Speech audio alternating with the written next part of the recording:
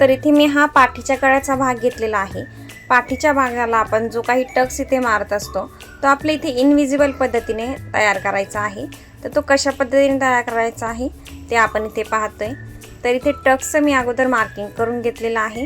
टक्सचं marking मी बंद बाजूकडून 5 इंचावरती केलेलं आहे आणि उभं सुद्धा 5 इंचावरती केलेलं आहे।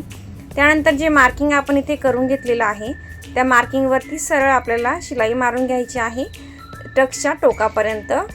आता जी आपण इथे शिलाई मारलेली आहे त्या शिलाईवरती आपल्याला संपूर्ण जो काही कपडा आहे दोन्ही बाजूला जाईल अशा पद्धतीने फोल्ड करायचा आहे।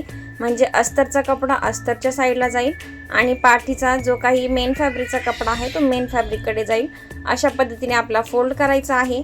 आणि त्यानंतर अर्धा इंचावरती आपल्याला इथे टक्सची शिलाई मारून घ्यायची आहे।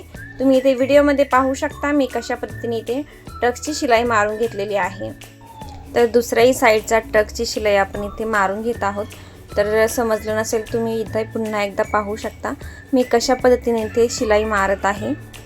तर बरोबर आपण जे काही मार्किंग इथे केलेलं आहे त्या मार्किंगवरतीच आपला प्रॉपर इथे शिलाई मारायची आहे।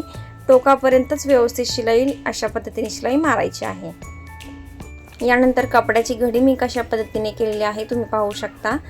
अस्तरचा कपडा अस्तरच्या कडेने जाईल आणि त्यानंतर मेन फॅब्रिकचा कपडा इथे मेन फॅब्रिकच्या साईडला येईल अशा पद्धतीने इथे मी कपड्याची फोल्ड केलेला आहे।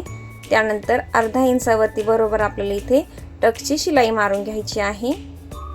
तर शिलाई मारताना कपडा जो आहे आपला बरोबर इथे शिलाईवरतीच व्यवस्थित फोल्ड झालेला आहे की नाही हे व्यवस्थित चेक करून घ्यायचं आहे।